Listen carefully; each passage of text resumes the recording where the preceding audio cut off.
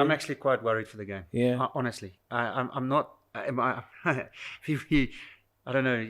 Many people would think. Actually, Stuart Hess asked me that question yesterday. Yeah. I said to him, Hess, I don't know where this game is going. It's actually quite scary to Yeah. see. Teams are scoring 125 in 6 overs. In 6 overs. And I'm saying, well, they just put a bowling machine up and a bowling machine up, and Just you hit. feed and you feel for your life. Yeah.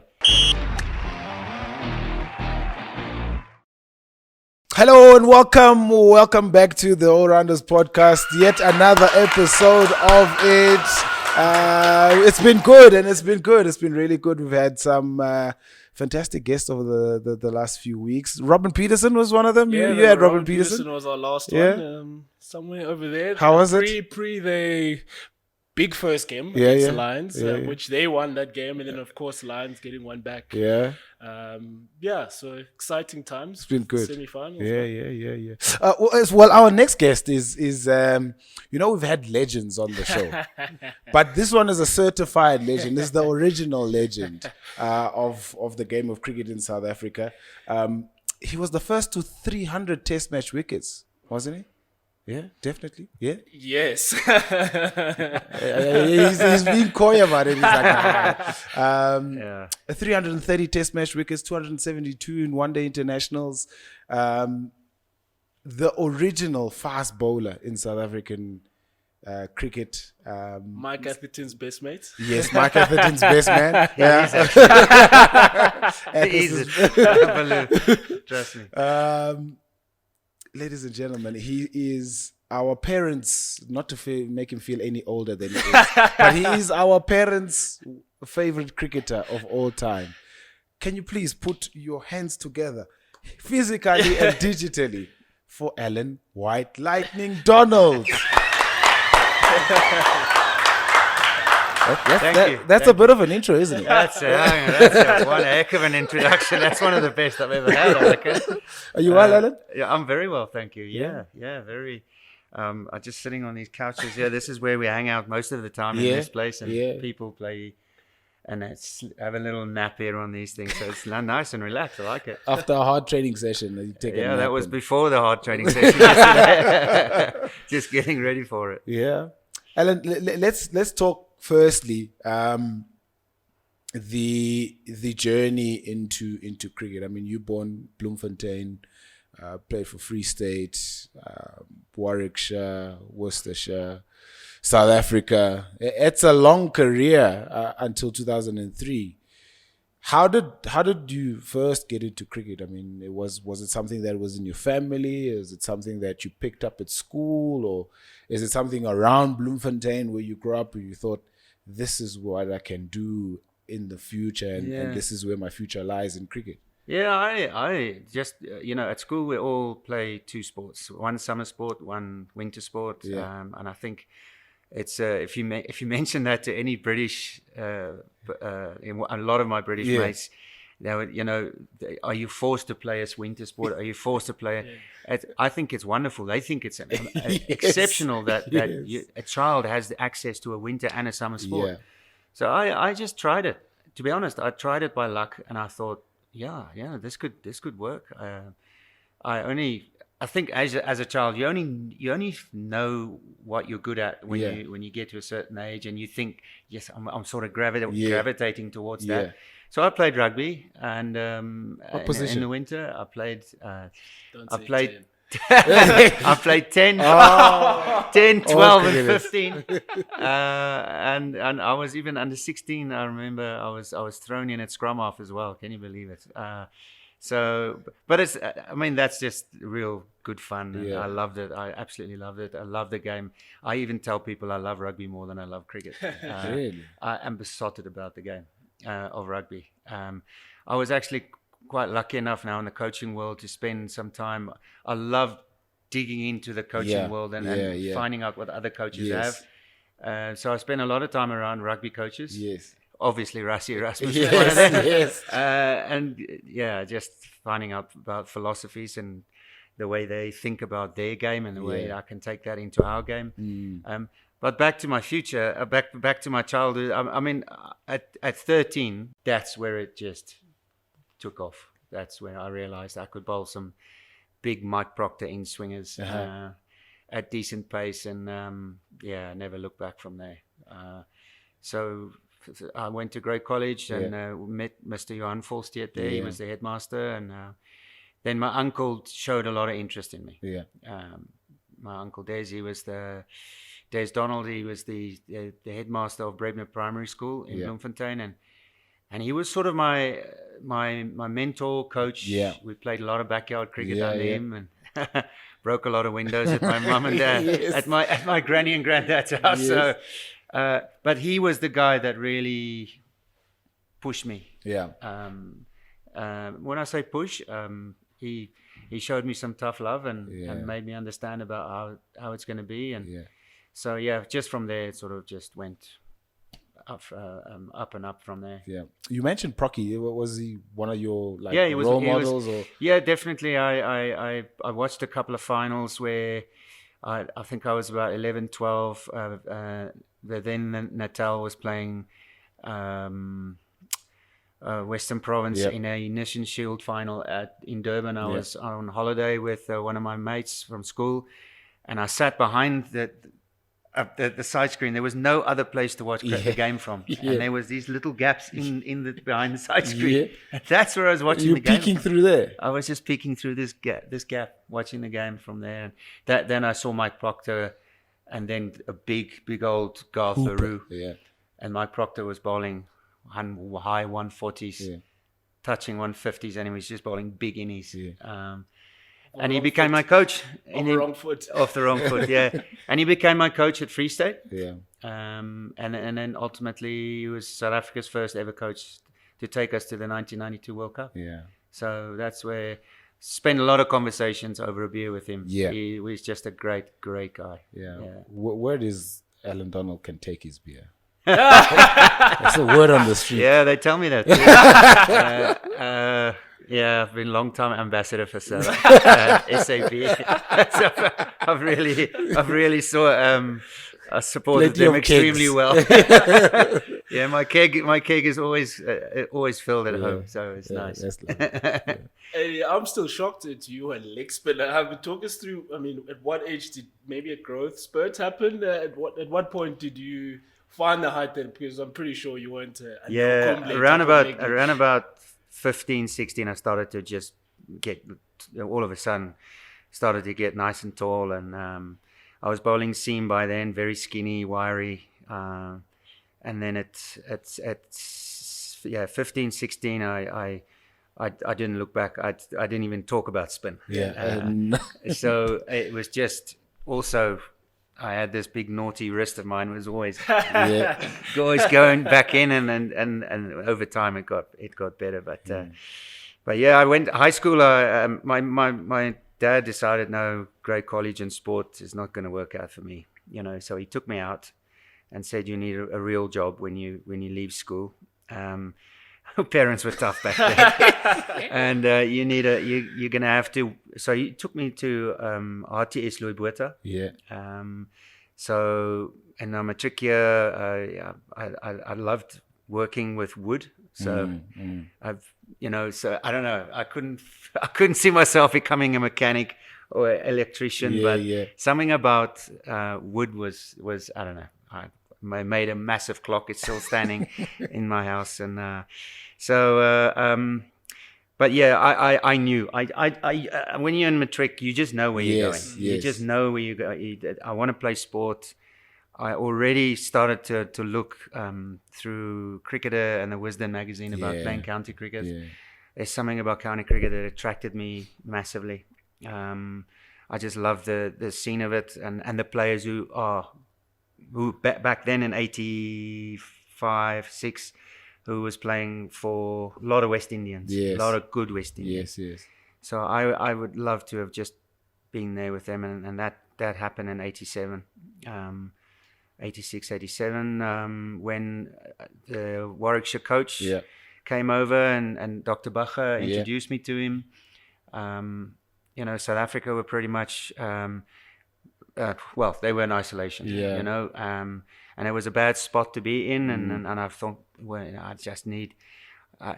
you know, you have, well, all these amazing heroes around you. You yeah. know, Clive Rice here, Yeah. Garth LaRue, Mike Proctor, all Yes. these guys. My word. But there's something about the West Indians that attract me. The West Indian fast bowlers Yeah. and all the greats that were playing county cricket at that time, and Viv Richards playing. Yeah. And I thought, well, can you imagine just having Bowling to that man, which I did for one game, and yeah, but it was yeah. When it happened, it was an absolute dream come true. David Brown was the coach, Yeah. and yeah, asked me if I was keen for a trial for 6 months, just to come over and learn. Yeah. And yeah, I couldn't resist it. Yeah. Yeah, it was really cool. Eddie, what did you see a difference when you moved from Grade College to RTS Louisbotha? Was it the same that you see now that Grade College is and what RTS Louisbotha is now? Gray had very good coaches, and Johan Volstedt was not only was a headmaster, but you know, he coached Kepler Wessels, Corey van Zyl, the Cronje brothers, Klopper brothers, and then when I left there, I was pretty much had to figure it out. Yeah. So there I was. RTS was a rugby fraternity. Yeah. Yep. And a fantastic athletic school, Yes. and still is. Still is, yeah. RTS, yeah. So there I had to, and there weren't many cricket lovers in RTS Louisbotha. They were pretty much made up of guys who were either into athletics or just trying cricket out. Yeah. So, but I still represented Free State on a provincial level, under 15 and under 19, and was lucky enough to play in '84. I was 12th man for South African schools, and then in '85 I played with Frans Cronje, with Gary Kirsten was the captain of South African schools. Yeah. So yeah, we sort of slowly climbed the ranks through there, but it was a great learning curve. Yeah. I think for one reason was that continuously I was sort of pushed in a way that I had to figure it out. Yeah. Not being told what to do and how it's going to look like, because with all due respect, the cricket coaching wasn't as great, of a great level than it was at Grey College. But there it was. I think that helped me to sort of think for myself a little bit and stand on my 2 feet and crack on. Yeah. I think growing up as a South African obviously during isolation and having ambitions of a career in cricket, how hard or how easy was that to you think this is something that I could go for?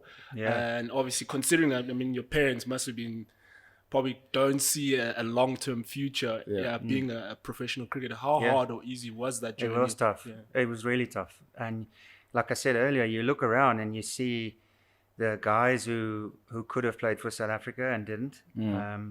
And what would my future look like? Yeah. You know, like, and it was a legit question. You sit in an empty room on a Sunday afternoon and you look at these magazines and you think, well, what's my career going to look like? Yeah. To be honest, you know, the country is in a for me as a child, it was really hard to see what was everyone going through. It was honestly very tough to swallow, but I was motivated and I didn't think, well, what's my way into county cricket? Yeah. Well, where is it going to come from? Yeah. And then of course we played that. You guys know that when those rebel Australians came here and followed by the English, but when I played in only one of the unofficial Test matches in Port Elizabeth, and that's where that last day, I'll never forget it, with these two tall men coming in a dressing room, and I was sitting next to Graham Pollock. Yeah, he was changing next to Graham Pollock, and he came in and he said, "Oh, my name is David Brown. I like what I see. Do you fancy coming over to Warwickshire?" I don't know nothing about Warwickshire. How old are you then? I was 18. I was 18. So long, wiry, skinny. Like I said, I was so chuffed and I was in the army then. Yeah. So I just wanted to go. I just said, when? He said, no, it's April next year. Yeah. We need you there. And the army excused me, which was fantastic. Did you have to motivate though? Was it a situation where you had to motivate to the So army it and came say, through Cricket South Africa. Okay. They spoke to the hierarchy in Pretoria, Yeah. and then they sent a message back to my base. I was in 1 South African Infantry Battalion. Yeah, on your feet all day, suffer. But that I can't tell you. I still wish it was today. I still wish it was military service today. That our children, my son, could actually go and see what discipline is about. Yeah. So. But anyway, it was good while it lasted, and then I got that opportunity was just a fantastic, and I spent. Well, what is it? 13 years at Warwickshire. Yeah. A great club, magnificent club, great ground. Had a lot of success there. Yeah. But yeah, it was just a break that I was needed, and thankfully, things changed rapidly. Yeah. After that. Yeah. And as a South African 18-year-old at the time, had you travelled outside the country No. before that? First time. And I mean, your first experiences of England. There in I that was moment. with 3 suitcases, and arriving in Birmingham. Really, Midlands at least. the West Midlands, and I struggled to speak English. I really did. I sort of spoke a little bit of broken English, Yes. but there I was, picked up by a guy called Andy Moles, and took me in. Oh, okay, Took me in, and I arrived at the ground, and I just fell in love with the place. Yeah. It was back then in 87. Edgbaston looked a lot different than it To does what it is now, yeah. and still going to be in the future, I believe. But and walking in the dressing room for the first time as an 18-year-old South African, there was a guy by the name of, it's actually his birthday today, Jeff Humpage. He played club cricket in Bloemfontein, played for Old Greys, wicketkeeper, tough man, ex-policeman, Yeah. and he immediately took me under his wing. Yeah. Immediately. And it made me feel very relaxed and welcome, and I traveled with him everywhere. Yep. And we just, there couldn't have been a better person to just make me feel at home and comfortable, and showed me the ropes. And I blame him for my beer problem. I was going to ask if it's something that you picked up in Birmingham. I never drank anything until I had a shandy, and that.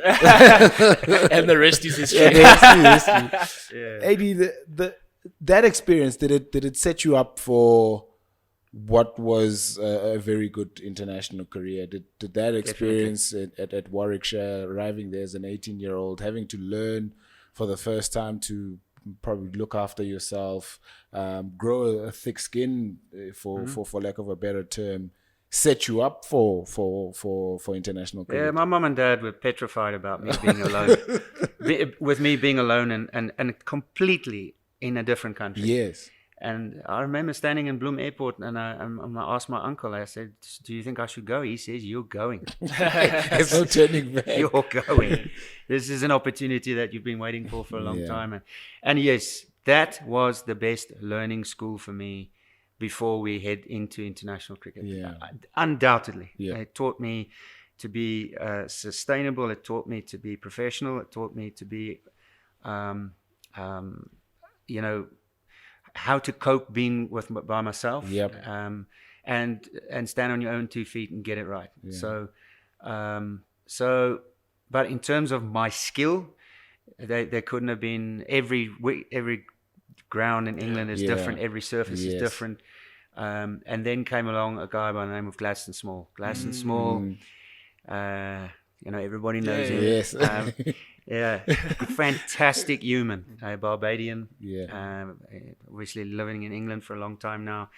He was my bowling coach without me knowing it. Yeah. And he just, wherever I was on the field, when I had the ball in my hand, I had Gladstone next to me. Yes. He was so calm and such a great influence, and gave me subtle advice, never rushed advice. Yes. Try this. He just let me do my thing. Yeah. But when it came to just being me, he allowed me to be me. He's just a great human being, and a lot to thank for him. But a highly skilled bowler. Yeah. Was a great cog in the wheel for England in the 1980, 86-7 Ashes, where he came into his own then, and with Ian Botham being the player of the series, he taught me a lot about the English game. Yeah. We often see, young fast bowlers, just a lot of pace, raw. You left South Africa as an 18-year-old. You're adjusting to county wickets. Warwickshire, Birmingham is probably one of the decent ones, probably closer to being South African conditions. Talk us how that journey now of putting the skill and the pace together. I'm pretty sure that didn't come easy. Probably Duke ball at the time, where that's also a new experience. Yep. And of course, in England, you can't always just rely on your pace. So how was that journey now where, you left your hard conditions in South Africa and having to adjust and obviously put that package together with skill with the pace? It's a great question because like I keep saying, people will give you so much advice, but you can only take little bits of it and put it together. And I reckon I've got about 60 odd notebooks from 86-7 up until now that's in my house, which I wrote down people's advice. Wow. And I would like tick maybe one or two and maybe stick with one or two, but almost like clockwork. It's I sort of took a black marker pen and just scraped some stuff away that I thought was, and just leave the real important stuff there. Yeah. So for me, writing down that stuff was important. Wow. And a daily experience of what went okay today, and so that I can always, even now, and I do the same with coaching. And I write things down and then I go review them. Yep. And I take some snippets out of them and I can bring them back in here now. So for me, it was that information, that personal information was crucial. And the Duke ball. I loved the Duke ball. It sat so beautifully in the fingers, and it's had a proud seam where the kookaburra was flat. It was harder. So I felt my release with a Duke ball was more consistent than it was with a kookaburra, because it slid in between here nicely. Little things, but goodness me, when South Africa went into the international circuit, I felt that I wasn't scared of the international environment because I played so much against top class cricketers there. And then I don't know, it just sort of fitted in nicely. How was that transition then? Speak about that transition from, coming from isolation to now post-isolation. You're playing against, everybody in the world. And from a South African point of view, was it something that we needed to adjust to very quickly, or do you felt like that the talent that we had in the country then was able to sort of fit into international cricket as seamlessly as possible, having not played for a number of years? Well, in 1990, Allan Lamb and Robin Smith and Chris Smith said to me, "You should get yourself eligible to play for England." They really? Yeah. So and Did then you think about it? Yes, because at that point, I thought, geez, things are moving slowly, and I was watching, and then Dr. Bacher came and said, "Allan, just hold on. Next year, South Africa will be back, and you guys are going to go to the World Cup." How sure are you about this? He said, "Trust me. Trust me. It's going to happen. It's going to happen." Wow. And then I declined the offer to play for England. We almost lost it to England. And I was so chuffed because, come on, green and gold. And 3 crowns. God save the Queen. So I was very, very happy when that came. But that transition that you're talking about, we were going to the 92 World Cup in Australia and New Zealand. And and you again notebooks, and you name all the players that you played against in county cricket, New Zealand, Australia, all those guys, and you think, well, yeah, I've played against him, know a bit about him. Yeah. So the information, the bank of information was really, and I can take that to Kepler, and take it to the players. Yes. So it was nice, but I must say, we didn't know what to expect in that World Cup. We just didn't know what to expect. Okay, we're going to a World Cup. I don't know. Great. I don't know what's going to happen. Yeah. Let's just play. Yeah. You know, so that was the words of Mike Proctor. Let's enjoy. Let's enjoy. You know, so but it's true. You know, you don't have a reference point. we don't, and I think that was one of our strengths that we can just play. Freedom. And and you know, Kepler gave us great information about Australia, and I had a lot of information about England. Didn't have any information about the West Indies, but we just enjoyed ourselves. Yeah. And it was a really cool experience. Yeah. It's incredible to think that you probably didn't even realize your coaching journey started when you were just looking after your bowling. Possibly. I'm sorry, jotting things down and then Yeah. obviously took you to where you are today. I just want to take you back for a moment, and there's a big figure from Bloem that probably most people are forgetting now that you played under. Talk us through playing under him, playing with him. That's Hansie Cronje, if anyone doesn't know. Yeah. I mean, he seems like, it's one of those South Africans who probably had a bigger aura than most people realized. And of course, such a big loss to South African cricket to think maybe how ahead of the curve he was in his time being a cricketer and the way he thought about the game. Yeah, I met him while I was at Grey, and his brother France. We played in the same team, rugby. I was under 13B, he was under 13A. Yeah. And then this big kid came along, and Hansie was he was a big boy. Honestly, he was huge. Yeah. For a primary school kid playing at number 8 was a big kid. Yeah. He then captained Grey first team after that, but I don't think. I don't think, like you said, when he spoke at home and we spoke about the future and what he wants to achieve. Yeah. You think this guy is nuts. There's no way. But the way he spoke it, the way he put it on the table, this is what he wants to do with Free State cricket. This is where he wants to take them. This is like, so you're captain, right? So he said, no, I'm just saying, this is what I would do. And he was right. That's exactly the path he took.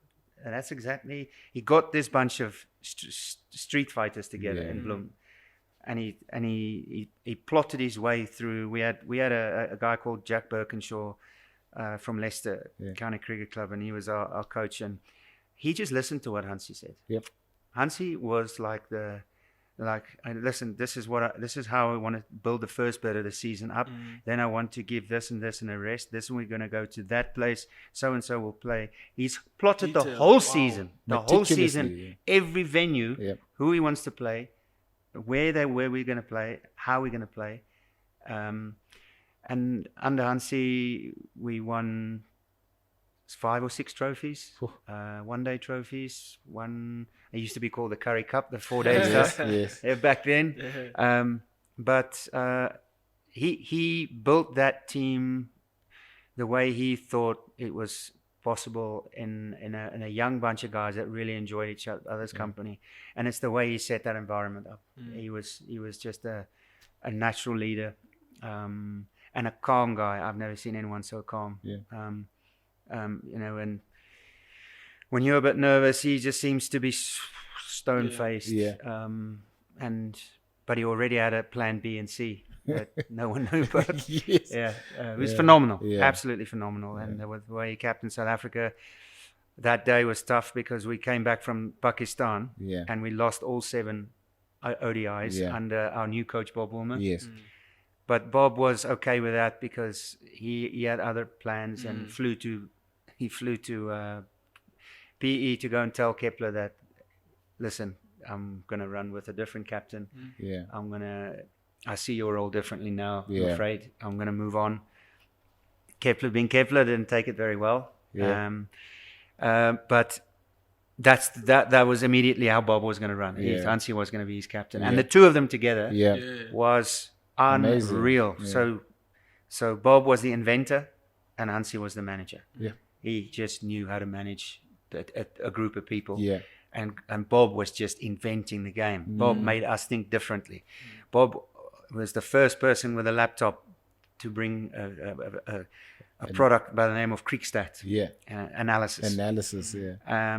So, and then he wanted to speed the game up. Yeah. You know, this is how we're going to go. We're going to bat differently. Our mindset will change in 4-day cricket, our test match cricket. And yeah, it was just a breath of fresh air. It was wonderful. Just what we needed. And I absolutely just fell in love with Bob's thinking, and he had a great understanding about fast bowling, and that's how he changed my career single-handedly. Yeah. The way he thought about me as a player, as a bowler, he changed my run-up. He got me to go to see a sprint coach in Birmingham and work with a sprint coach to teach. Just taught me how to run. Yeah. Taught me how to run properly. He taught me about rhythm. Best investment ever. So he was undoubtedly the guy that I think I owe plenty to. Yeah. 100%. Making your debut for South Africa, how was that feeling? I mean, you come from Bloemfontein, you go to Warwickshire, you know you've seen a lot of what could be international cricket, and then you have to come and play for your country. You have to represent people. You have to represent yourself, your family. How is that feeling like for Allan Donald wearing that cap and playing for South Africa? Yeah, everyone says it, isn't it? How special it is, and until you actually walk into that environment, it's just. And that environment was in India, where we played 3 ODIs, and the first ODI was in Eden Gardens, in front of 107,000 people. And walking out that morning, and of course, India was the last vote from the ICC to vote us back in. Yes. And that's how that friendship and that relationship became. And so we went there, and it was the craziest, and my eyes just popped out of my head when I saw that, because it was just when we arrived in Calcutta, and we didn't even go through passport control. We just headed up in the buses, and as we drove out the gates, the streets were lined from there for 36 kilometers to the hotel, of thousands of people just waving with placards of Hansie Cronje, and these guys know how they know how do they know us, and the game day was just the same. And the then president Dalmia of India came and saw us, and he told us in the team meeting that you guys must brace yourself, because this welcoming that you're going to receive tomorrow at the game is going to be something that you'll never forget. And he wasn't wrong. It was just crazy. There were hundreds and thousands of people outside, just like wanted to catch a glimpse. And there was 107,000 people in the stadium. Wow. So they had a fan park out there on a big screen. And then, it's just the 3 ODIs was just a magnificent experience. Yep. And I just thought to myself there already that this is where I want to be. This is the place. I love this place. This environment is just, if this is what international cricket is about, I want to be in here. This is where I want to be known as. I want to leave my legacy here. It was very special. And did you feel prepared for that moment? Because no. I knew Sachin Tendulkar, and I knew Mohammad Azharuddin. Yes. But as far as bowling to them, and Ravi Shastri, I played a lot against Ravi Shastri in county cricket. Very good friend of mine. He's a great man. Loves his red wine. Such an eccentric figure.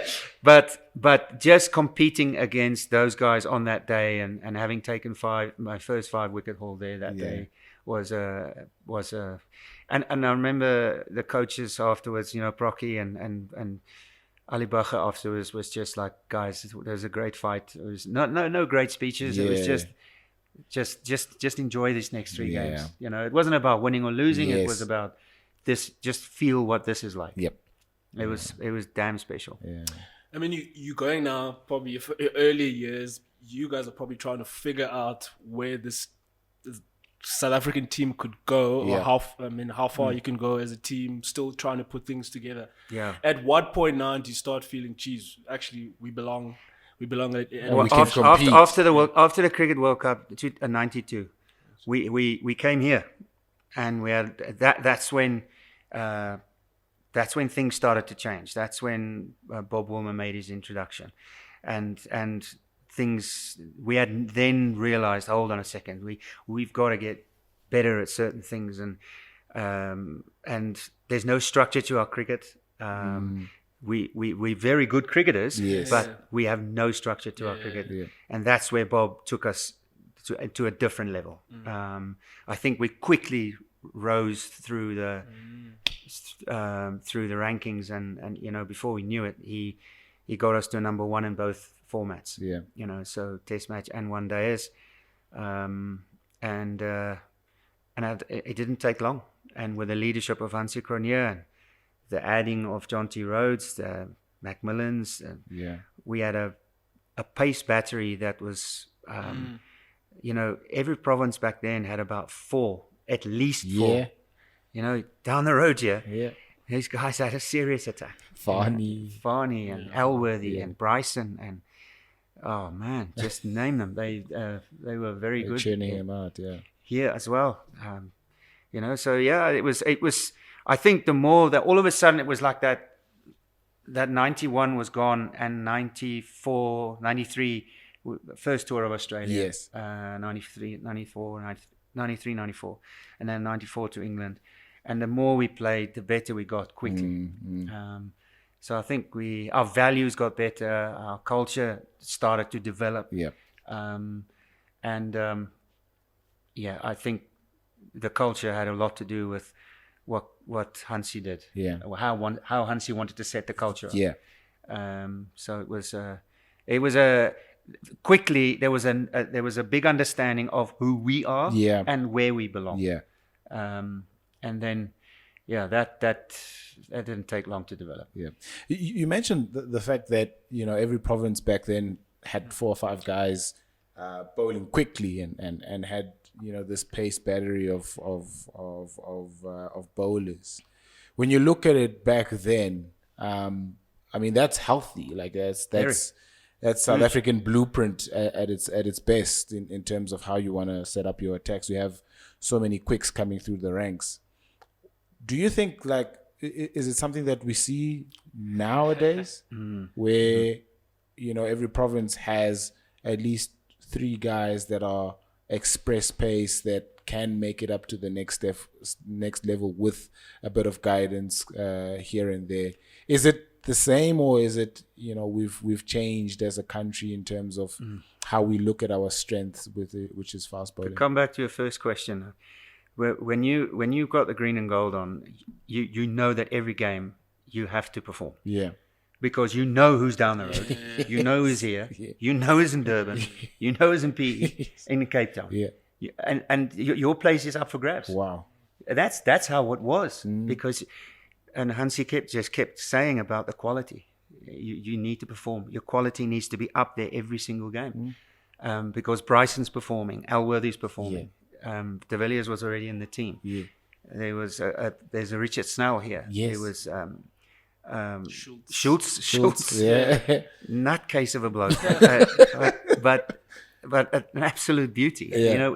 Fast, raw, quick, aggressive, messy man. Yeah. So you knew what was what you're up against in terms of your quality versus the rest. Yeah. It has changed. Yeah. It has absolutely changed. And there's this young kid now that I'm so delighted to be working with, Quenema Parker. And he's just, when I got here just the other day, I was still in Bangladesh. I was still in the World Cup, and Russell Domingos said to me, "Al, I've got a youngster here you're gonna like. I'm not gonna tell you who he is, but you're gonna see for yourself." Yeah. Now this kid is sensational. He's going to be amazing, I think, with plenty of support. Yeah. Plenty of support. Yes. And I think, and I say that for a reason. And I think there's not enough support at every province to make sure there's not enough good quality. You've got your coaches. Yeah. But I honestly believe that we should have more consultants Yeah. that speak the same language Yeah. and deliver the same message. Yeah. And I mean, experienced guys. I am so privileged to be sitting here talking to you guys in this colors Yeah. and working with this group of people that Yeah. I'm working with now. Yeah. But I think that the fast bowling stocks have dwindled. Yeah. And a raw fast bowling. Yeah. I mean, KG came from nowhere and he just went that way. Yeah. Mapaka is going to do that, but he needs to be surrounded by his proper team. I know his mom and dad's got him at the moment, Yeah. but he needs to be looked after well. Yeah. Because he's gonna leapfrog a lot of what happens. Yeah. He's already like KG, where all of a sudden doesn't play much provincial cricket. Yeah. This league wants him. This league wants him. This league wants him, yeah. and all of a sudden the middle bit falls away. Wow. So, but yeah, I've been around this season now, and I've watched fast bowling stocks, and I must say we've got some work to do. Yeah. It's I don't know if you've been watching Chasing the Sun too. Absolutely. And there was mention of props come from really kind of interesting towns in South Africa. Yeah. Farming communities. Yeah, farming communities. Yeah, small towns. And fast bowlers, it seems to be similar in South Africa, where the likes of yourself, Makai Ntini, Dale Steyn, Mone Morkels. Yeah. Why is that? Mapaka and Rabada seem to be kind of an exception to that. Why is that? Does it seem that fast bowlers and props in this country seem to be coming from similar backgrounds? Yeah, it's true. It's true. It's maybe it's that mentality, and I'm glad you mentioned props. So I often use that term. I said fast bowlers are the props of a rugby team. Okay, wow. They just do the dirty work. It's dark down there. Dark arts. It's just a different mentality. There's a bit of dog in us, and you have to have that dog. Yeah. You have to have that fire in your belly. And I love listening to the boys when they interview them, Oxenche, and they say, you got to know that it's dark down there, and the technique slightly changes here or there, and that's where they live. Yeah. So the fast bowlers have that exact same mentality. Yeah. It's a tough skill. It's a tough skill, and that's why my knees and ankles are broken. Yeah. But you look around, you look back at your career, and you think, wow, that was worth it. It was worth the aches and pains, and the more you speak about it now, and in team meetings, and where you need to take yourself, and this final that we played here was one example of that, where we had to go. Yes. So if you're living in hope, I remember standing here at the back there, and I mentioned to the guys, and we were like 36. I think we were dead. Yeah, basically. The first day. Yeah. Yeah. But if we're standing here and we're hoping it's going to go okay, we might as well go home. So and the response was just fantastic. It might not have been what I said, but it was a response that was, I think, just a testimony to this group of guys that is here at the Lions at the moment, because they. There's a fantastic cricket culture here. It really is. It surprised me, and I come from Bloem, where I thought our cricket culture was a heck of a one back in the day. But when I've always played these guys here or at our place, and I'm thinking, you bunch of spoiled brats. You just have this great ground. You just have this great ground all the time. We come from hard places. But now you have the foot inside the building, and I must say, I am. Like I said, it's a privilege. It really is, because it's a great organization. It's been run like an IPL establishment, and there's a magnificent cricket culture here that these kids hold very close to their chest. It's good to see. Hey, I mean, you mentioned the fact that cricketers need a lot of support, especially the fast bowlers. I mean, we often speak about it because we work a lot in cricket as commentators and as enthusiasts of the game. We're seeing like the coaching and the level of coaching, but the age of coaches in cricket nowadays becoming less and less in terms of how they enter into the coaching. It's younger, yeah. Is there a benefit to having younger coaches, or is there still a greater benefit in having older coaches? I mean, Gordon Parsons now at Limpopo doing a fantastic job winning the first title there. Is there a greater benefit in having the older coaches still around, or is the young brigade supposed to be given the opportunity to learn, grow as coaches, but also have this responsibility of taking care of the next generation of South African cricketers? Age is not really, that doesn't make any difference. I think we here, and where Russell's brilliant is he brings in a lot of young coaches in. Yes. And they're in with us in the dressing room. Yep. We've had 4 academy players the other day spend the whole entire day with us on Sunday. So I don't think there's the oldest coach in the IPL is now 63. Yep. I forgot his name now. He's with the Royals. And he coached England, won the World Cup with England. Trevor Bayliss. Zimbabwe. No, Trevor Bayliss is Flower. It's not Flower. Trevor Bayliss. He's Australian, isn't he, Bayliss? Oh, yes. Bayliss. Yeah. So he's So he's the oldest coach in the thingy in the IPL today. So, it's always good to have young coaches around. Yeah. And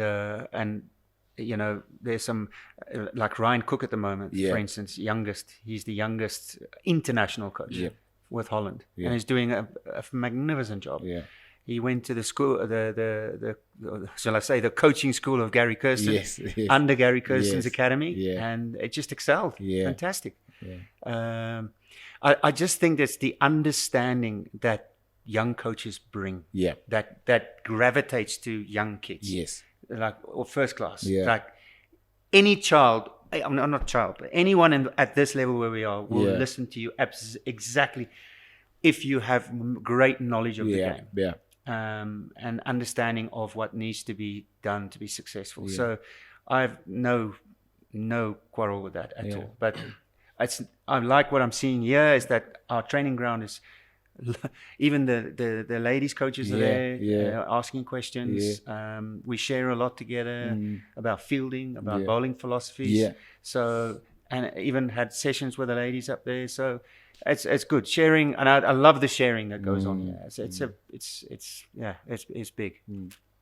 Allan Donald, the head coach, and Allan Donald, the bowling coach. How different are those two coaches? And obviously, one is you have to kind of get given instructions or directions by the head coach. Yeah, at my 2 years with the Knights, I really enjoyed it. I've always wanted to be a head coach. I've always wanted to go into that direction. And I've learned so much from a lot of people. I had a front row seat in so many dressing rooms and meetings where I listened to a lot of coaches. I learn more from the players than from other coaches. And I spent so much time writing things down. But for me, being a head coach was a fantastic experience, how to manage people and because that tests everything you have inside. How to stay calm. And, that's a skill that I had to learn. That I had to learn that because I'm more sort of come on, let's go. And I learned quickly that you cannot do that in a dugout. You cannot be a different person in the dugout. You can't be expressive. You have to be absolutely level pegged. So bowling coaching I'm used to it, and that's a specialist area, and and you see what Russell's got to do, how he got to manage a big group like this, and telling a guy, sorry, you're not playing in the semi. It's tough. It really is hard. But you'd rather be honest Yes. You'd rather Yeah. be very, very honest than because that's what players Appreciate most is that, okay, well, you're not getting a contract because of, you're moving on different directions. Yeah. So, but it's a massive responsibility. Yeah. It really is, because you are responsible for 16 contracts, Sure. 16 players, coaching staff. You've got to report back to your CEO. It's a Yeah. huge job. Yeah. It's a huge job. So, but now, back here again on the shop floor. With a very exciting bunch that I'm really enjoying working with. Yeah. I'm going to mention Bodaza, Gerald Coetzee, Yeah. Michael Pretorius. Yeah. I think it's still probably their best seasons where, I remember actually Coetzee when he was probably hitting people's heads was under you. Yeah. What was the mindset under you? Because I heard a lot of good things during that time from the guys in terms of your approach. What was your approach at the time with those three quicks? So, firstly, for me, it's about letting them understand about what they. We did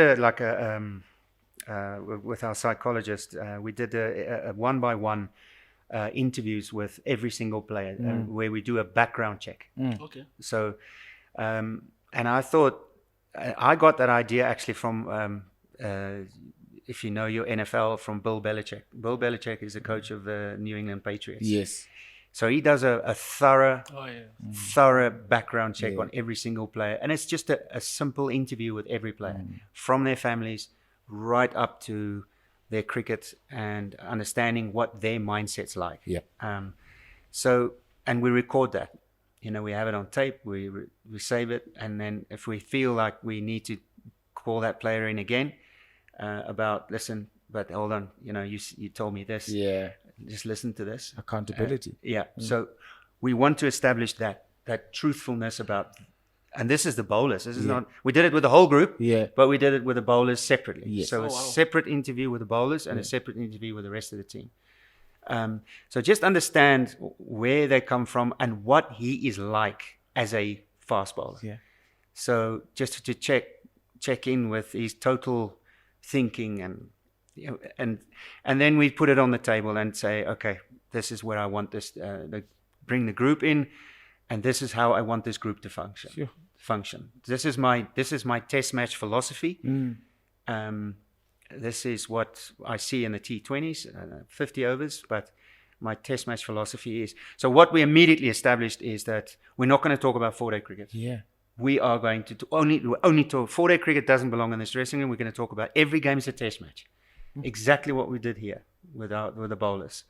So that we talk about this test match and how we're going to set this test match up. So that we want to bring in, and I've always wanted to do this, an international thinking dressing room. Yeah. That nothing gets taken for granted. There's going to be no slow go. There's going to be, when you lock your car door and you walk into the building, you are taking full responsibility for your job. And so you got to do your job. We put up a huge sign there at the nets there, do your job. And I think that really was well led by Michael. For me was a great, I watched him here and I thought, and then I heard he's been released, and I thought, I like this kid. He's got dog in him. He's not 150, but he is a competitor. Yeah. And it flicked Gerald's switch. It really did. So those two were and Bodaza, bless him, he's a lovely soul. He's also with him. He just loved that sort of, okay, well, if this guy's leading, I'm going to have to hang on to him. Yeah. I'm roping in with him. So yeah, that was it took a while to set up, but once the players knew that where they needed to fit in and how accountable they needed to be, we've got a good thing going. Yeah. That's crazy for me, because that's not even skill involved. Like, you haven't even touched on the skill or technique of bowling fast or bowling swing or approaching certain passage of play and what you want to do with that passage of play as a bowler. That psychologically just brings out the best in a person, and also accountability in that person. I think in every dressing room, that's my belief, and that's where we came from, and that's what Hansie did, and we need to establish who we are and create an identity. Yeah. And then what we didn't have in Bloem was we lost that culture. We lost that identity, and that was missing. It was evident from every player that we needed to find that out again. And I was going to bring it anyway, but it took a while for guys to understand. Okay, this is how we are, and then we can focus. The skills are easy bit. Yeah. The skills are easy bit, but if you don't have a value system, I'm a massive believer in that. If you don't have values, go play bowls. Honestly, you need, and if you just look in here, what you see is there's a culture here, there's values here, and it's appreciated by every player who comes through these gates. Yeah. Allan, talk about the responsibility of going to Bangladesh and a spin-heavy country, having to unearth new fast bowlers. I mean, we spoke about it off camera for a little bit. You had to go there and try and find the next Taskin Ahmed, the next Mustafa Zur Rahman, the next Shoreful Islam. How was that task? I mean, I imagine it from outside looking in like almost an impossible task, because every boy growing up in Dhaka, they want to idolize Shakib or Tamim or someone just by batting and bowling spin and not fast bowling. Yeah. So one word, fragile. And I quickly realized that if I'm going to come in here and I wanted to make things happen quickly, it's not going to work. Yeah. You need to be very slow and very deliberate, and listen. Yeah. Listen to what you know, when a dog is not sure about who you are and he sort of turns his head away a little bit, that's where I felt these kids were with anyone that's come in, all the coaches. And Bangladesh had a lot of coaches coming through, and everyone has their own philosophy. Yep. But if you're going to push, they are just going to turn their backs on you and they're going to walk. It took me 8 months for them to trust me. Whew. 8 months for them to listen to what I have to say, to put my plan on the table, for them to try this, because they're so scared of making mistakes. And what happens with those mistakes? There's people there that shout at them. Yeah. They scream at them. So I just deflected what's coming from above. Yeah. And I kept that group so tight. Yeah. And we became. There's some really good. There's a young kid there. He's the quickest of the lot. Ebadot Hussain. Yes, Ebadot Hussain. Yeah. He spent 11 years in the Bangladesh Air Force. Terrific kid, unbelievable, great bowler. Yeah. He became him and Taskin sort of tasked them to head up the leadership role for the group. Where I quickly realized that Mustafa Zur Rahman is a very quiet individual, doesn't want to be associated with a leadership role, but is happy to follow. Yeah. And I applied that same mindset I just spoke to you about now. But I quickly had to get rid of the fear. So the fear of if you're bowling in a power play and someone takes you on a short ball and it goes for 6, and if you look. The first thing you're going to do, if you're going to look in the dugout and you're going to see me with an angry face, you're wrong. Yeah. So I'm with you, all right? So I had to convince them that every ball you bowl, I'm there with you. Yeah. If you make a mistake, 100%. Just don't worry about making mistakes. Yeah.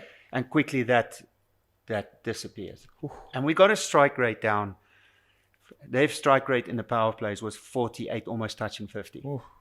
And they were They were last on the log in terms of using a bumper in a power play. Yeah. They didn't bowl bumpers at all. We got that strike rate down to 33. What? Just in the second year, by just having this fearless attitude and we're averaging 3 wickets in the power play. Yeah. And that just tells you a lot about. And what the great thing about them is they're sponges. They listen. Yeah. If you tell them to go left or right, they'll do it. Yeah. But I must say I miss them. It was hard work in Dhaka. Yeah. It was hard work, but Yeah. it was a terrific experience. Yeah. It was. It just shows you what can be done if you're patient, and you don't bring fear in a dressing room, because that's what they're used to. And we haven't left our WhatsApp group. We still talk on the WhatsApp group, and so that's cool. Then they're open to ask questions.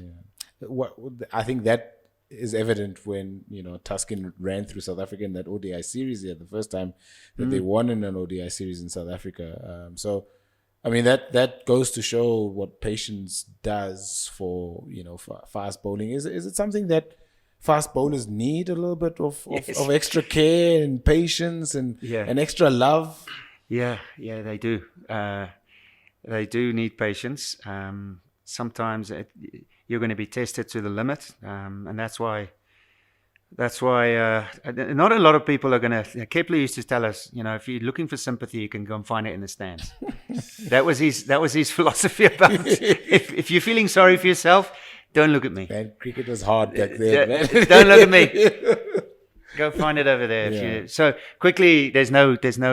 The only thing you're going to love is yourself. Yeah. So when times are hard, but it's a rewarding skill. It really is. Can't tell you how nice it is when you're in the purple patch and you think you can almost achieve anything.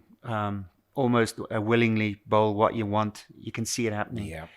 And then the dark days come along, and you're just going to have to be faking it all the time. And that's how mentally strong you can be.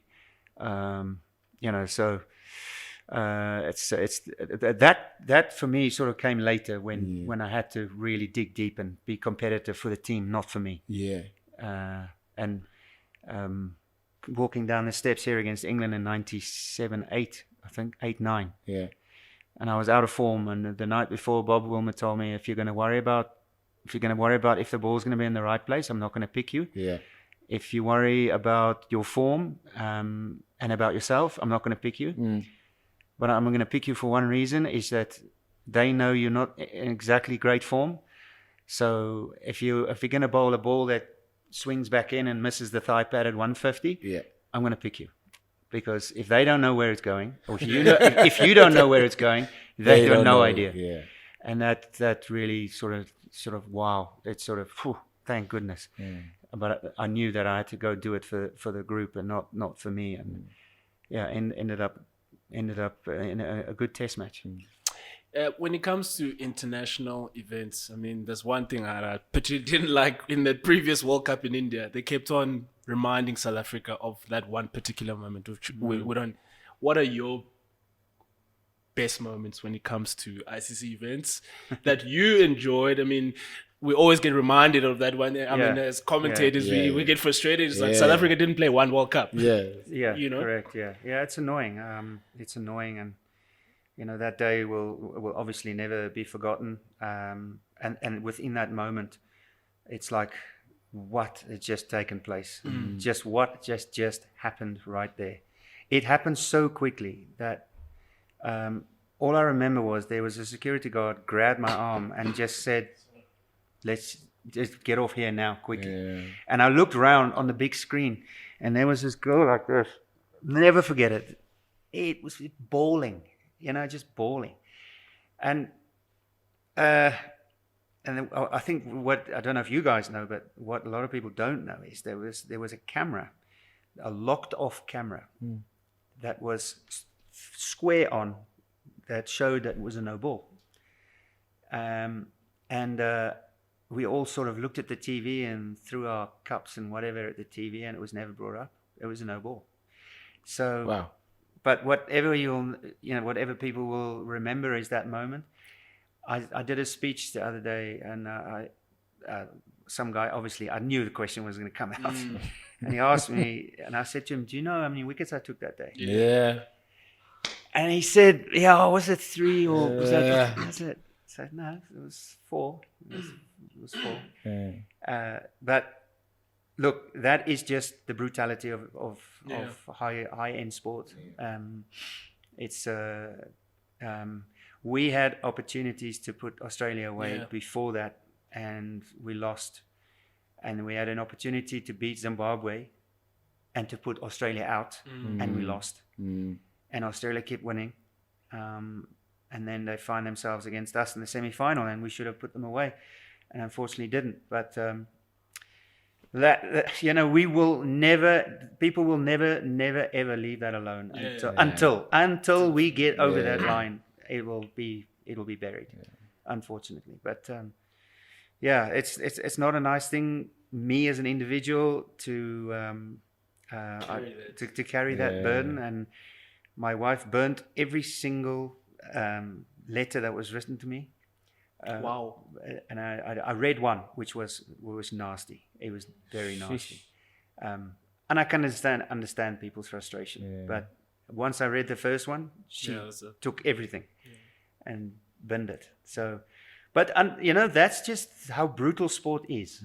It's just I don't know how people can say it's only a game. But it's like missing a World Cup. That was like missing a penalty in the World Cup. I can understand the pressure that those guys go under. It's just unbelievable. It's your best test spell. Mention Atherton maybe as your best mate. Yeah. What's your best spell? That was it. That was it. Yeah, that was. I came out of it wicketless. In that spell, wicketless. But in terms of just absolute theatre drama, the crowd, it was, you hear a lot of guys say it, that they didn't even hear the crowd, you know, so booing and screaming, and I'm standing there by the fence, and I'm just hearing F-bombs everywhere. And it's like, it's like my kids were there, they were small, and I was kept on talking to my family, and every over, that was my switch off. And then the next over was, all right, let's go again. let's go. It was simply the best. The best thing about that is that straight after, not even 5 minutes after that day's play, I went up, we were on the top dressing room, and Atherton came up with 6 Budweisers and a glove. It showed you. He gave me his glove with a massive red mark on it. And he said, you can have that for your benefit. Was that the fastest you bowled in? Do you feel no, like that? I reckon in 95 I was at my very best. 95 I was consistently in 150. And 98 series it was touching 150s. Well, 93 miles an hour is about 150 plus. So, but that spell was that was one of my quickest spells. More accurate than and it's also for me in the coaching business now is to teach young guys when they're in that moment is to not be so angry and dismayed about things, but never lose sight of your skill. And I took a deep breath before I took that on, and I'm just saying I'm not going to give this away. If I give it away, spraying it now, it's going to be it's test match is over tonight. So batters that you're about to play against, and you thought, it's going to be a long day here. Who are those names? For me, there's always 3. There's 3 guys in different categories, and the one is Sachin, and I label him technically the best. Because when you play him here at the Wanderers, he triggered. In India, didn't trigger. Where here he wanted to cover the bounce in the line. In India, you can just use your hands. Where I think when he was on it, it was really tough man to bowl. So technically, but when it comes to genius, Brian Charles Lara was out of this world. He was just could not bowl to him. He couldn't. Massive trigger, big jump, gets low and then stands up, and then big high back lift. And then he could hit a back of a length ball for 4 straight down the ground, or pick up pull. So when it comes to genius, absolutely him. And then it comes to pure resilience, pure tough dog. You can say Atherton's one of them, but the guy that really really got under my skin and he looked forward to it was Steve Waugh. yeah. He absolutely I could have guessed. and it came to a point where we said in our group, guys, just shut up. Just don't even say anything. Yeah. Just let him let him talk, say the first word. Yeah. But that's what he wanted. He was looking for conflict, and it just got him into a different space. And often he got his team out of trouble. You know. So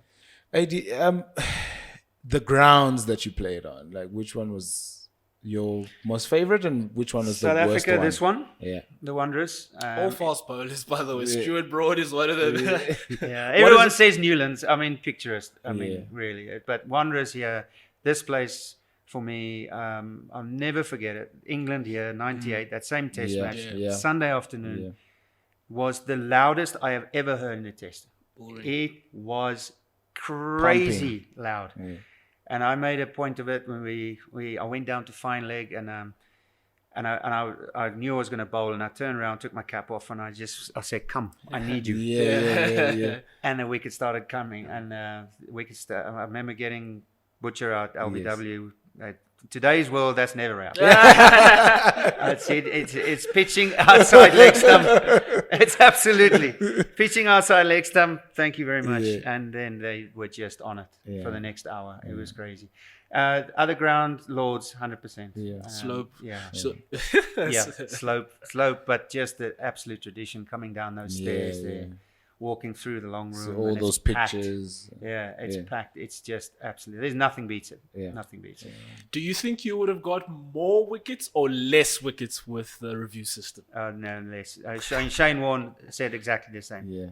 He said if the review system was in, he probably would have taken at least 120 wickets off there. Yeah. So I think we were lucky at times, definitely. And you know it as a bowler. You can see it. Especially with this shape. It got better. It got better. But the level of umpiring also then was not at a standard that is now. 100%. Yeah, there's some very good umpires today. Yeah, very good umpires.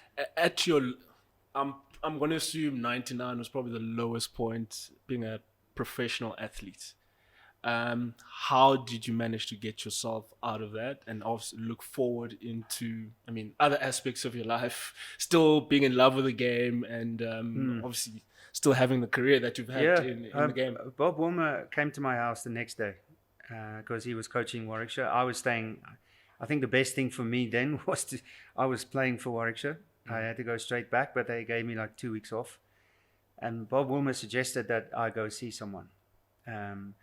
You're not sort of as a professional athlete, you sort of, do I really need that? Yeah. But boy, I was absolutely wrong. I did need that. Needed it, yeah.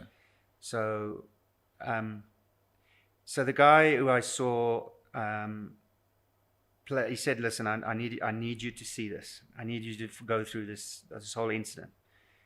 And that incident I saw about. He made me watch it about 20 plus times. It's a thing they called flooding.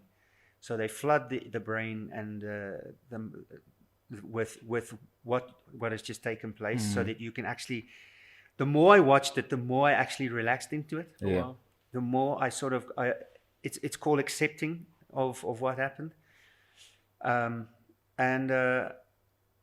was until I'm absolutely okay with.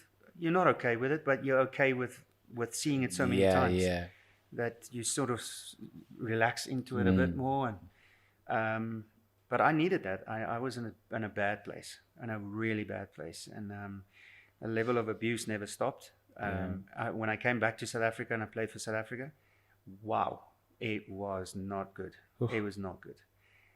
Fielding on the fences here, down the road here. And the level of abuse that came my way was wow.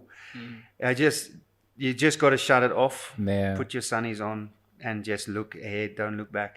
Just keep going. But it got better. I must say. But yeah, I can understand. In the job that I'm doing now, it actually helped me to make others relax and accept of and I get questions from them, the same way that you asked me now. How did I deal with that? What was it like? I think players sort of prepare themselves for mishaps like that a little bit. You don't plan for it. You don't plan for a mishap, but if it does come, what did you do? Your How did you response, cope with it? And that's pre-social media. Yeah. 99. Yeah. I mean, Can you imagine now Twitter, Yeah. Facebook? I mean, you wouldn't even be on Facebook or Twitter or Instagram. Yeah. Not that I am, but I'm on Instagram. But Yeah. I'm not a social media freak. Yeah. AD, just speak about this competition, CSA T20 Challenge. It's obviously been a competition that you guys had to sort of bide your time, had to play second fiddle a little bit to the Warriors, who started off well, and then there's always peaking at the right time. Do you guys feel like you've peaked at the right time, hosting a semi-final and possibly a final as well? Yeah, the way the Warriors started was, we knew the chase was on. Yeah. And we lose a couple, and you are going to lose a couple. Yes. Yeah, there's no doubt. But I think the Russell continuously mentions it. Some of the senior players mention that it's so nice to have Rassie, Temba, and these guys back in the team, and yes, and they bring a residing calmness in the group. We kept saying that we lost 2 on the bounce, and we said that the next game we're going to have to shift a gear or 2, which we did, and we wanted the Warriors to turn around and have a look and see this machine coming. And we played some amazing cricket, honestly. Our fielding has improved. We've really, after a loss, we bounced back quickly. So look, I think there's still hopefully 2 games where you can play at our very best, at our very, very best. But now we're in the business end of it now. There's no more mistakes, and we're playing a fantastic team in the Titans. And we know what they will bring. We've had a great game the other night down the road. It was an amazing game. We needed a close one like that. And it would have been nice. But anyway, hopefully the boot's on the other foot tonight. Put on your former leg spinning hat now. Ngaba Peter's probably a bowler or a player in South Africa now that a lot of people still probably aren't aware of in terms of what he can bring in terms of his skill level as a leg spinner. But he's done really well for the Lions in this competition. I remember Shane Bond, because he was at Paul Royals in the SA20, speak about him and saying this guy reminds him a little bit of Rashid Khan. How much have you sort of been able to speak to him and try and guide him in his bowling process, approaching a T20 innings? He might have to learn a little bit more because he's still young, but what have you been impressed with about Ngaba Peter and how he's been able to contribute to the Lions in this competition? Well, he's been spoken about now, that's for sure. Everyone knows he's out there now. He's in the wickets every game. I took some time just to get to know him a little bit, just to see what he's about, how the ball's coming out. I felt that in the last couple of games he's just decelerated in his approach. That's why he bowls his drag downs. And then spoken about him, I showed him a clip of Shane Warne, how that little last few steps, how he accelerates into his jump and then gets that, because that catapults him into that energy on the ball. And quickly it just clicked. So again on Sunday, you can see how nicely he walks in, and very stable approach, and then he accelerates into it. So I love his pace changes. He's also willing to give it a little bit more, that slower one, but he's quick off the wicket. He's done a lot of people that played back to him, bowled or LBW, and it just skids on. And he's got a very good Google that you struggle to pick. I think it's a damn good reference point for someone like Shane Bond to say that he's a bit like Rashid Khan. So bowls a lot of overs in the nets. He bowls pre-game also. You'll see him tonight. He'll be busy. But what a find! What a find! Yeah. I mean, he didn't play much for the Royals, Yes. but to have him in our group, and when Russell unleashed him here, and he just you can't leave him out, can you? He's not even on a non-turning wicket. He's producing, and he just shows how he works with the surface. Yeah. That skiddy ball and maybe pace off a little bit, and a very good Google struggles to pick. So yeah, tonight I can see him being a big factor once again. Yeah. I mean, I'm gonna go slightly general here. Gerald Coetzee and Andre Berger. We've got Mapakas coming through. We've got Junaid Dawood is one of the leggies, not currently playing. Ngaba Peter. These are exciting type of bowlers in South African cricket that I believe if you're going to have a chance in international cricket, especially with the white ball stuff, South Africa needs to have more and more of them coming through. How easy is that for you now as a coach, considering that some of the teams lack maybe a bit of experience on the field to maybe guide these players, or the importance of captains to help these players in the field, because you can't do it all the time. And at most of the times I do see you on the side trying to obviously help a bit, but like you're not on the field with the players. How difficult is that with in some of the teams where you maybe think there's maybe a lack of experience in terms of having enough senior players to guide these players in the match experience? So we, at the start of the campaign, we sat in here and spoke about the knowledge and the intelligence on the field. So I make an absolute point of it, of not running around like a headless chicken and telling guys, this is what I think. Yeah. What I'm happy to hear is that Bjorn Fortuin is a guy that's, and I said, how much are you guys sort of open for messaging from off the field? And he said, Coach, don't worry about it. We don't want too many messages. I said, brilliant. Fantastic. So what we have is, and the Aussies have these 5, they call them the 5 captains on the field. The captain himself, and then 4 other guys that are senior players that actually will go up to you and say, listen, are you okay? Yeah. Do you need a backup plan? Yeah. How are you gonna exit your over? Yep. Are you happy to do this? Or happy to bowl? So the information sharing on the field is so crucial. Yep. And as us coaches, we do not want to come and be smart asses and overemphasize the problem that is already developing on the field. That needs to be solved, and the thinking needs to be done by those people on the field. Yeah. So and that's the only way we will have develop self-sustaining, intelligent cricketers that does that problem solving on the field. The game of T20, I see it as a problem solving game. Yes. Yeah. You have 24 balls to solve a problem. Yes. Or I'll say the best advice: you've got a puzzle of 24 pieces. You got to put together, and you got to shuffle them. Yeah. So if you don't go for a boundary, you've got a puzzle in place. Yes. If you do a bowl of dots, a bonus. Yes.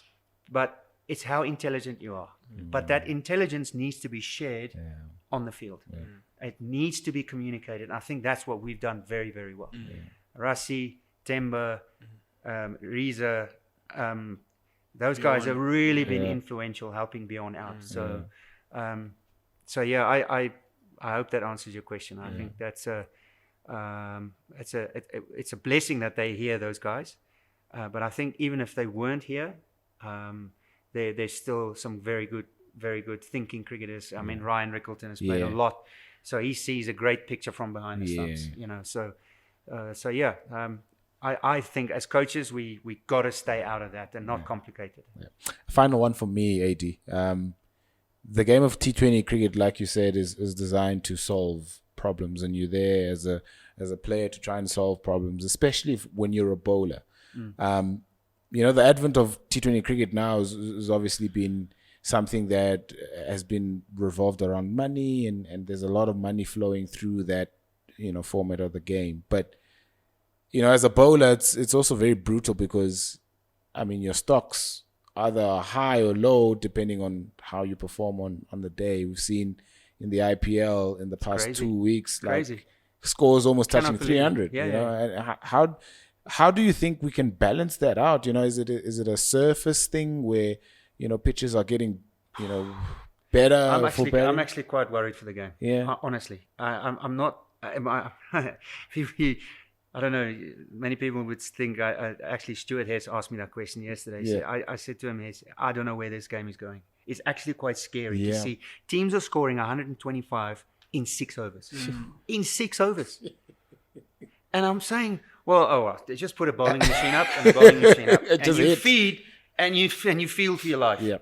So it's the batting talent has got ridiculously scary. It has got mad, and bowlers have got absolutely no. I'm loving the fact that you can bowl 2 bounces. Yes. And also now you've got a 12th player. You can sit on the bench and you can go.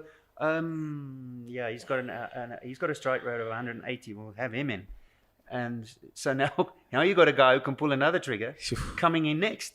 So look, it's again what we say every time is that when you stand down the runway and you look what's in front of you, you have got to be so clear. Yep. You've got to be so. That's all you can be. It's got to be so clear of what you want to achieve this ball. You cannot think about the outcome of the over. You have to take it ball by ball and ball, and just keep Each ball is keep. an event. I'm in this game. I'm a big believer in micromanagement. Yeah. So break the game down in Yeah. small sections, and try and win those sections. I think the Springboks do it. They work in 10-minute little missions, Yep. as they call them. Yep. And then they because they don't get panicky then. Yeah. They don't think about what's going to happen in the second half. Yeah. So they keep it real tight. So yeah, I think that's all you can do. But I'm telling you, It's tough. it's really hard at the moment. Watching IPL and seeing how bowlers are traveling. So if you had to be part of, just last question for me, with part of that MCC committee, and the one thing that I saw the other time, I'm thinking there's Vittori, who probably thinks he was more of a batter than you've got the likes of, I think Graham is there. Yeah. There's a lot of batters in that Kumasa committee. Ngakara. Who's speaking for the bowlers? If I had to give you that hat for and say, what law or rule of cricket would you like to add for the bowlers? I mean, you've In mentioned T20s. it seems like that the format right Yeah. now where bowlers are being taken down Jeez, the worst. that's a difficult question. I think I thought it was a real cool idea adding 2 bounces. It Yes. just Yeah. gives you something else. Yes. You know, there's not much you can add to that, Moving the wide line a little bit. or maybe take it away. They'll never be. No. You can, yeah. Now that wide is reviewed as Yeah. well. Yeah. You know, so there's another thing for the batter and it works the other way around. You know, for the bowler. Go, I don't think there's too many other things you can add to that. It's just brutal at the moment because there's no place to hide. No. Absolutely no place to hide. It's a tough one. Good luck to bowling coaches now, having to encourage a lot of bowlers after. But honestly, I'm watching this and I'm saying, and so I'm automatically switching into this debrief mode. Yeah. What do you say to those guys? Yeah. What do you say? Yeah. Guy, I think we should have. We're bowled. It's under 10s today. Yeah. So, yeah. It's tough. It's Yeah. really tough. It's hard to watch. Dale Steyn thinks if he'll do it differently. I think on Twitter he said something like that. He would love to bowl now. He'll do something a bit different. Yeah, I don't know. But anyway, good luck to him. Do you think kids are growing up wanting to be bowlers now? Yes, I think they're okay with that. I think they would love to get their hands on these big contracts and would. I don't think kids will now go, well, no way am I going to be part of that circus. No, I think it'll be okay. Yeah. It's just 2 IPLs ago we saw bowlers doing really well, and then this year it's just one-sided, completely one-sided, and the surfaces are magnificent, and grounds are not that big. Ponds. It's Bats are still ponds, getting better. Guys are smashing it so far, and there's a great quote by this young kid. He's just coming from Australia. Gherkin. No. Fraser McGurk. Fraser McGurk. Yeah, Fraser McGurk. Yeah. And I asked him in the Big Bash what his mindset is. He says, "All I want to do is destroy." That's his mindset. So that's what we're seeing in the Yeah, you IPL have to this bowl year. to someone like The that. bowlers are getting destroyed, Yeah. absolutely destroyed. But anyway, Yeah, Allan, Don, thanks for your Thank time. you. Really appreciate this.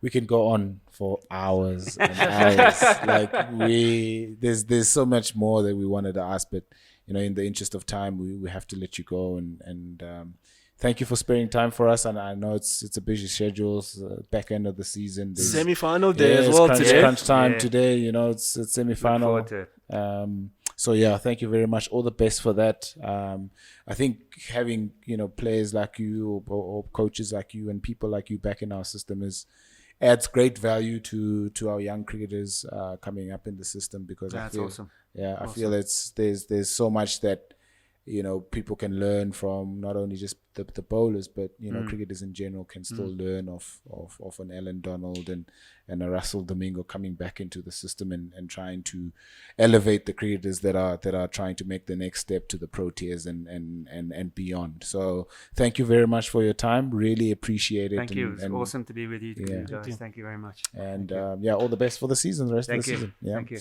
Thank you very much. Thanks, Nons. Great session.